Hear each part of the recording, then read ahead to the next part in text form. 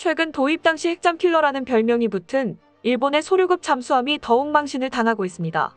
과거 소류급 잠수함은 수면으로 부상 중 상선과 부딪히는 사고를 일으켰는데 이때 부딪힌 상선보다 더 큰 손상을 입고 통신기까지 먹통이 돼 개인 휴대전화로 사고를 신고하는 일까지 일어났었습니다. 여기에 일본이 소류급 잠수함 도입 과정에서 일본 정부의 고질적인 문제가 다시 한번 밝혀져 과거 해군력 강국이라는 명예가 계속 바닥을 치게 됐습니다.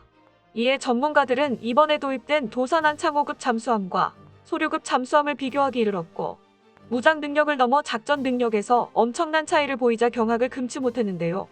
또한 한국은 이제까지 핵잠수함과 디젤 잠수함밖에 없었던 개념에서 벗어난 신개념 잠수함을 만들어 외신들의 극찬을 받고 있습니다.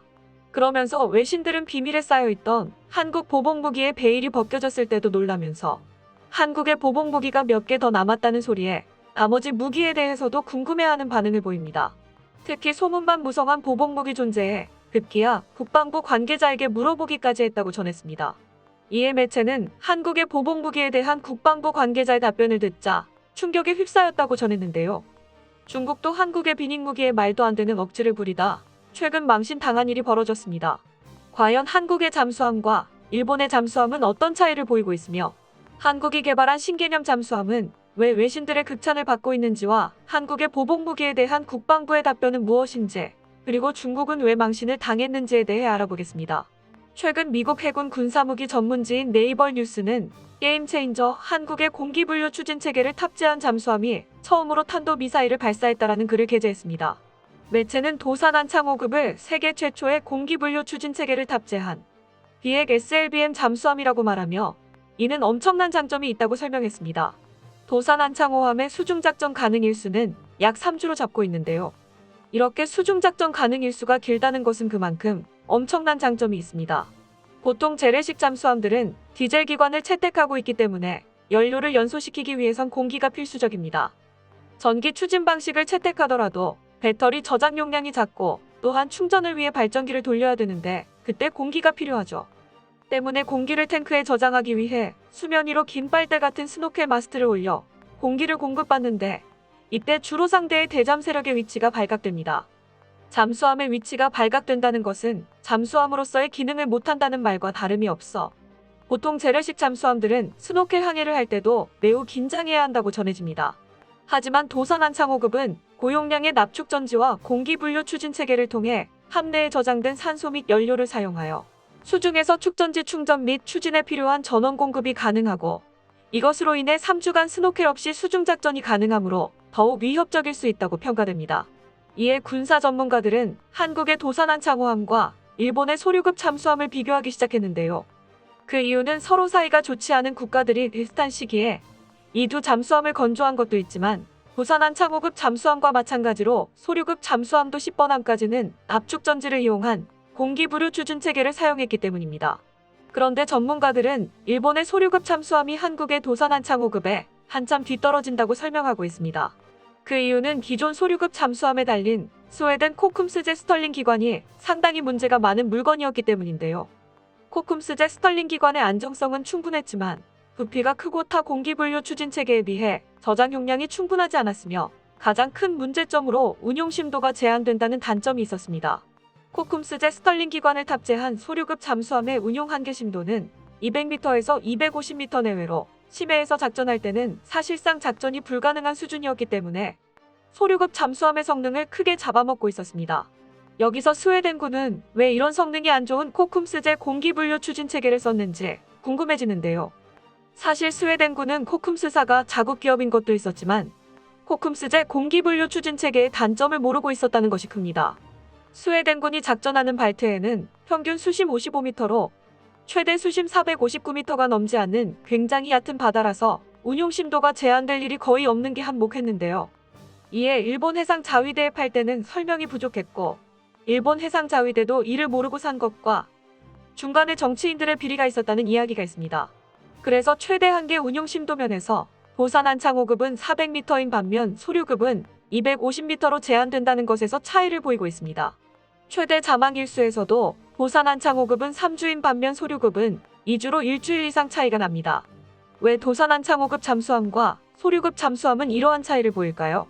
이 질문의 답은 도산한 창호급 잠수함에는 국내 개발한 공기분류 추진 체계가 탑재된 것에서 차이를 보입니다.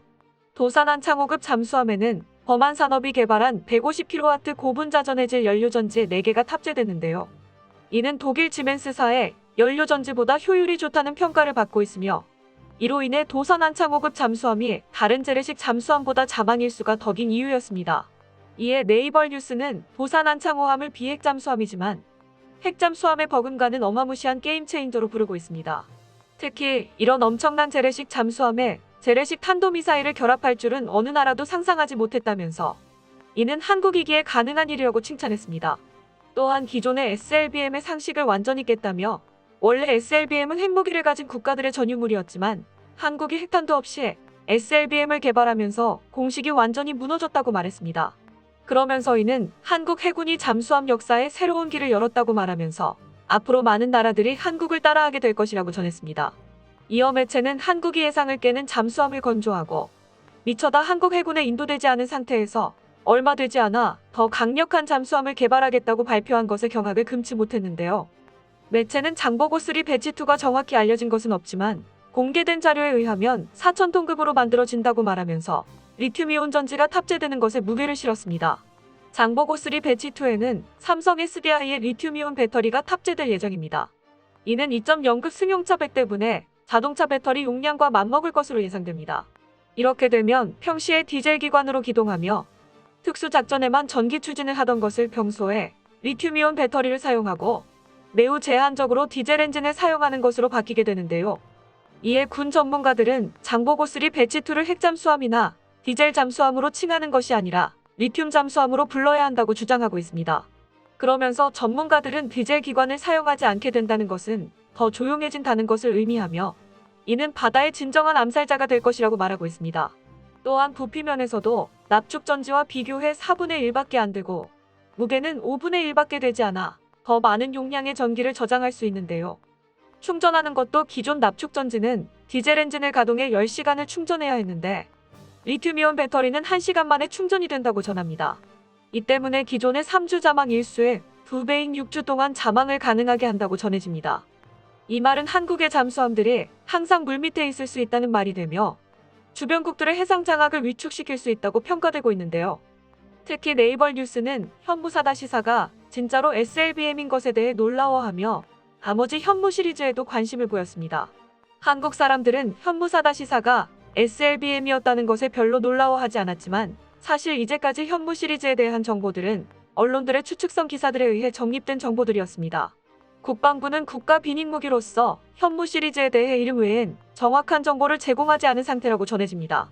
그래서 해외 군사 전문가들은 나머지 현무 4-1, 4-2, 4-3의 존재에 대해 아무런 정보가 없는 것에 이것은 분명 SLBM보다 더 치명적인 무기로 주변국들의 견제를 피하기 위해 한국 정부가 일부러 숨기고 있는 것이 아닌가 하는 의문을 가지게 됐습니다. 이에 매체는 더욱 궁금함을 느끼고 국방부의 현무 시리즈에 대해서 문의했는데요.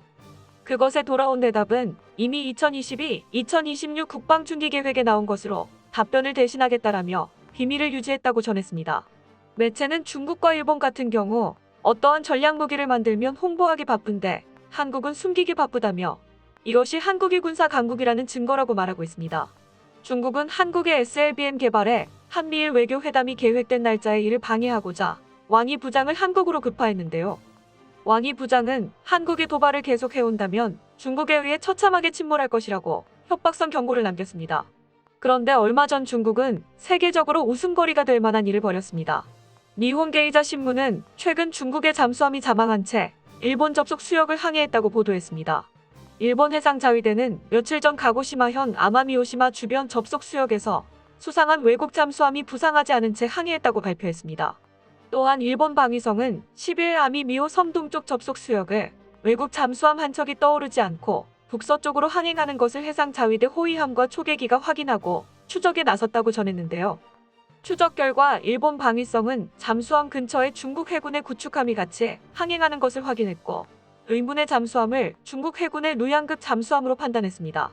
그렇게 생각한 이유가 중국의 구축함이 중국 잠수함의 소음을 감추기 위해 일부러 음파 재밍 신호를 보내고 있었기 때문입니다. 그런데 중국 구축함의 음파 재밍에도 중국 잠수함의 소음이 일본 호위함에 들렸다는 것인데요. 이는 중국의 잠수함들이 얼마나 소음이 크다는 것을 증명하는 것이 됐고, 중국도 이를 알고 나름의 전략을 짜왔지만 실패한 것으로 보입니다. 일본 해상자위대는 경운기 소리를 내고 다니는 중국의 잠수함을 잡아냈다고 축제 분위기입니다. 그러면서 일본 정부는 중국 정부에 왜 부상하지 않고 접속 수역에 들어왔냐고 하자 중국은 아니라고 발뺌하며 또한 접속 수역에서의 자유로운 항해는 국제법상 권리라고 답변했다고 전해지는데요.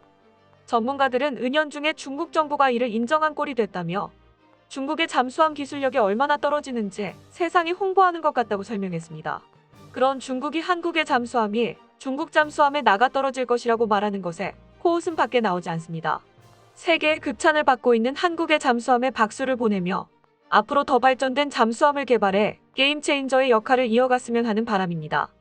끝까지 시청해주셔서 감사합니다. 도움이 되셨다면 좋아요를, 다른 이야기도 궁금하시면 구독을 눌러주세요.